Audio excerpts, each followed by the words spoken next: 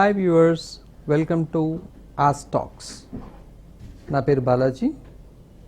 I'm director of Darshika, a voluntary organisation caring for the depressed, distressed and the suicidal. ఈరోజు మనం మాట్లాడుకోబోయే subject happiness, సంతోషం. బాగుందిగా? నిజమేనా?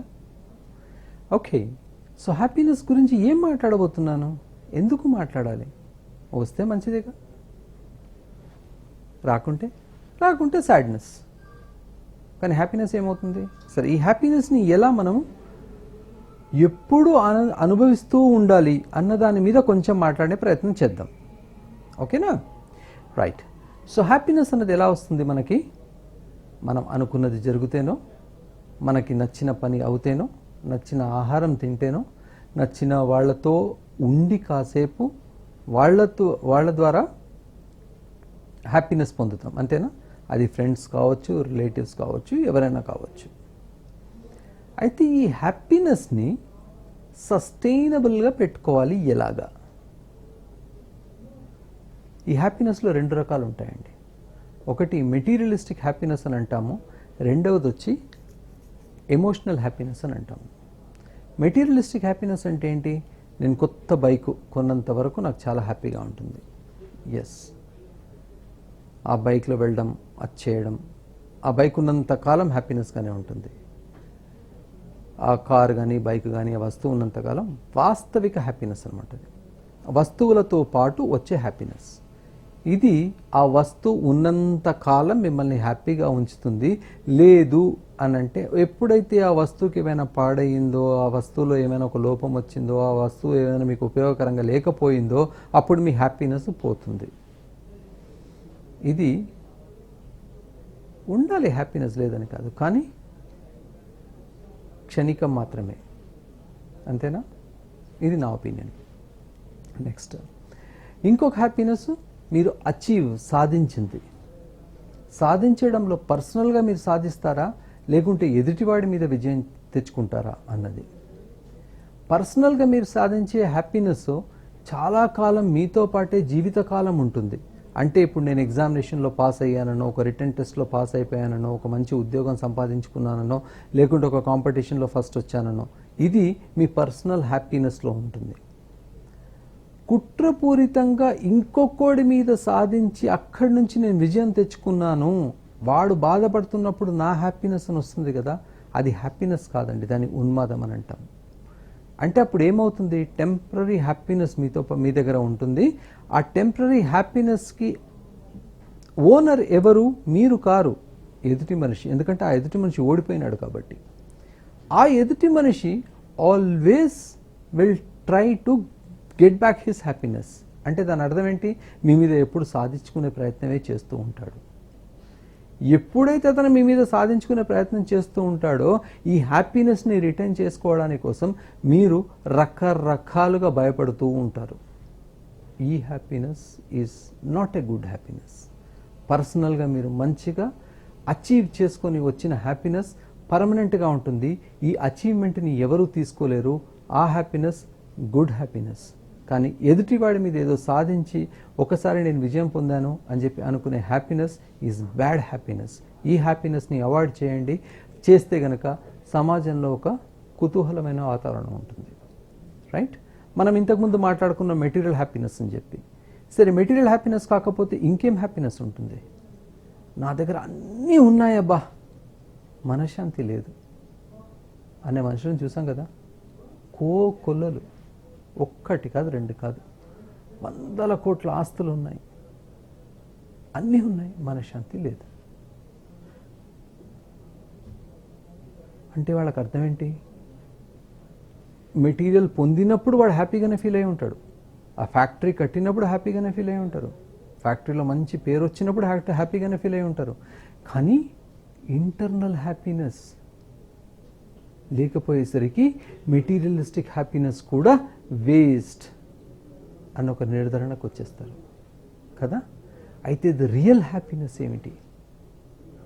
The real happiness is in the happiness of giving. నీలో ఉన్న ప్రతిభను యాచకంగా కాదు, పలు ఒక్కడికి ఉపయోగపడే ఒక రకంగా ఎప్పుడైతే మీరు ఇవ్వగలరో, నిజమైన ఒక మనిషిగా మీరు ఎప్పుడైతే మీలో ఉన్న క్వాలిటీస్, మీలో ఉన్న ఒక టాలెంట్ని పంచుకోగలరో, దాని ద్వారా వాడి కుటుంబంలో హ్యాపీనెస్ తీసుకురాగలరో, అది నిజమైన హ్యాపీనెస్. ఆ హ్యాపీనెస్ పొందడానికి మొట్టమొదటిగా మీరు చేయాల్సింది ఏంటి? The art of giving. మీలో ఉన్న ప్రతిభను, మీలో ఉన్న ఒక దయాగుణాన్ని, మీలో ఉన్న ఒక మంచిని, లోకానికి ఉపయోగపడే ఒక మంచిని లేని వాడికి పంచిపెట్టడం. అక్వైరింగ్ హ్యాపీనెస్ కాదు, గివింగ్ హ్యాపీనెస్. అది చేసినప్పుడు తప్పనిసరిగా మీలో ఒక మనశ్శాంతి ఉంటుంది. అట్ ద సేమ్ టైం ఎదుటి వ్యక్తిని మిమ్మల్ని చూసినప్పుడు ఆ వ్యక్తి మిమ్మల్ని చూసి, సార్ మీ వల్ల నేను చాలా ఉపయోగపడ్డాను, ఈరోజు నా కుటుంబం బాగా అనిపించింది, మంచిగా ఉంది, మీ పేరు చెప్పుకొని బతుకుతున్నాము అని చెప్పినప్పుడు అతను మీకు ఒక్క పైసా ఇవ్వడు. మీ బిజినెస్లో ₹1 లాభం తీసుకురాడు. కానీ ఆ ఒక్క మాటలు, ఆ సాటిస్ఫైడ్ అయ్యే ఒక మాటలు మీ హృదయాన్ని ఎంతో తెలియని ఆనందాన్ని తెప్పిస్తుంది అన్నమాట. అది అప్పుడు మీకు తెలియకుండానే మీ నోటిలో ఒక చిరునవ్వు వస్తుంది, మీ ముఖంపై ఒక ఆనందం కనిపిస్తుంది. అది నిజమైన హ్యాపీనెస్ అంటే. ఆ హ్యాపీనెస్ని పొందడానికి మనం ఏం చేయాలి? Yes, we have to give everything. Give your love, give your empathy, not sympathy, again empathy. ఎదుటివాడి గురించి ఆలోచించి నువ్వు దయ అక్కర్లేదు, సహా అనుభూతి. వాడు ఆ మనిషి ఏ లెవెల్లో ఉన్నాడో, ఏది ఆలోచిస్తున్నాడో అక్కడ నుంచి వాడిని బయటికి తీసుకురావడానికి మీ మేధస్సు శక్తితో తనకి హెల్ప్ చేయండి. మంచి మాటలు చెప్పండి, వేరే వాళ్ళ ద్వారా మాట్లాడిపించండి, ఏమైనా చేయండి. That will give real happiness to you. It is only starts with giving back something. You have to give love, you have to give empathy, you have to give unconditional friendship, and you should make friendship without expectation.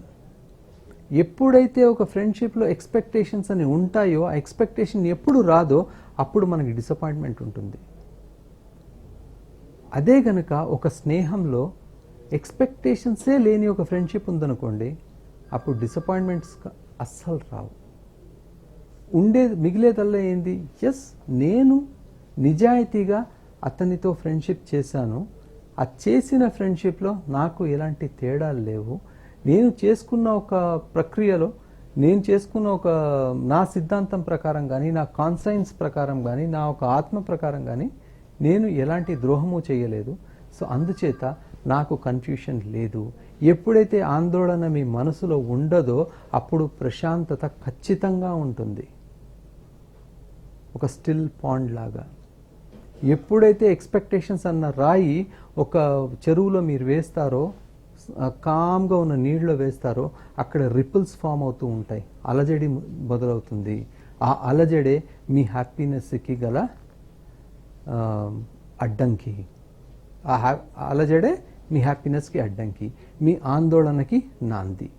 అయితే ఈ రాయి అన్నదేంటి? Expectations అన్న రాయి.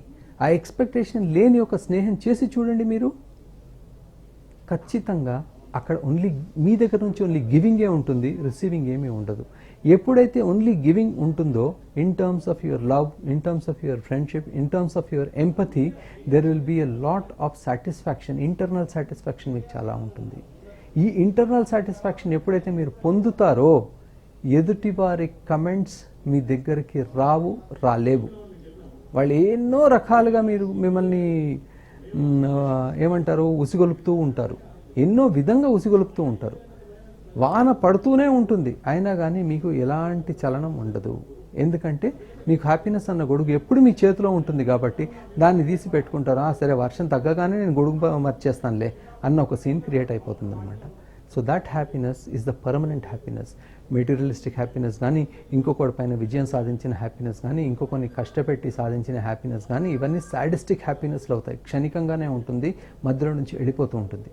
ఇంకొకటి చేతి ఈ happiness అన్నీ కూడా వేరేడి చేతి నుంచి మీ చేతికి వచ్చిన హ్యాపీనెస్, మళ్ళీ ఆ ఒరిజినాలిటీకి వెళ్ళిపోవాల్సిందే. అది కానీ మీరు సాధించిన ఒక హ్యాపీనెస్, మీరు ఇంకొకళ్ళని బాగుపరిచిన ఒక హ్యాపీనెస్, మీ ద్వారా ఇంకొకళ్ళు లబ్ధి పొందిన ఒక హ్యాపీనెస్, ఇది పర్మనెంట్ హ్యాపీనెస్.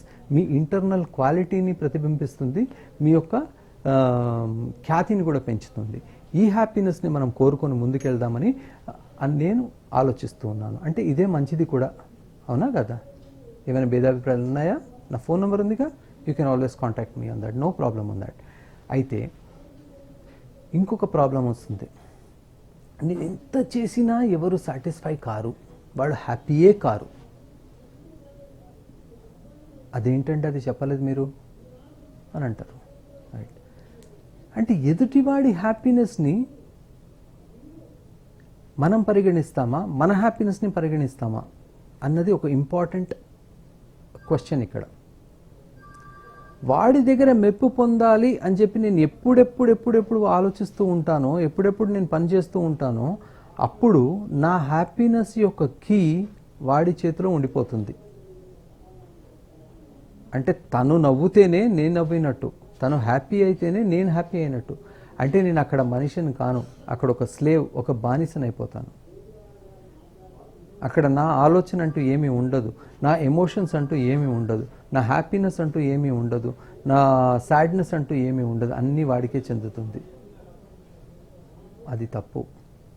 అట్లా ఉన్నప్పుడు మీరు జీవితకాలం ఎప్పుడు కూడా హ్యాపీగానే ఉండలేరు. అది సిచ్యువేషన్ మార్చాలి, ఆ పొజిషన్ మార్చాలి అని అంటే మీరు చేసే పనిలో చిత్తశుద్ధి ఎప్పుడైతే ఉంటుందో, అప్పుడు ఏ యజమాని కానీ ఎవరు కానీ మిమ్మల్ని తప్పు పట్టలేని ఒక స్థాయికి మీరు పనిచేయడం ప్రారంభించారనుకోండి, అప్పుడు మిమ్మల్ని వదులుకోడు. మీ మీద ఒక అసంతృప్తి చెప్తూనే ఉంటాడు, but he will never leave you and you can have your own stands. మీ యొక్క బ్రాండ్ని క్రియేట్ చేయొచ్చు. అచ్చా వీడు ఇంతేరా, ఇంతనే చేస్తాడు, ఇంతనే అని చెప్పి చెప్తారు. అక్కడితో ఆగిపోతుంది. అది మీరు అది ఒక సాధన అవుతుంది మీకు. That will be a permanent happiness for you. So friends, let's all be very happy. Let's all seek only for the permanent happiness. Materialistic happiness, సాధించుకునే హ్యాపీనెస్, ఇంకొకరిని పడగొట్టిన హ్యాపీనెస్ అది వద్దు. బట్ ఇంటర్నలీ హ్యాపీగా మనం సాధించుకుంటూ ఎదుటి వాళ్ళకి పంచిపెడుతూ, మనం సాధించింది మన విద్య కానీ, మన బోధన కానీ, మన ఒక ఆలోచన కానీ ప్రతిదీ పంచిపెడుతూ అందరితో హ్యాపీగా ఉందాం. Let's have a good and healthy unexpecting friendship from each other so that we will all live happily. Thank you so much.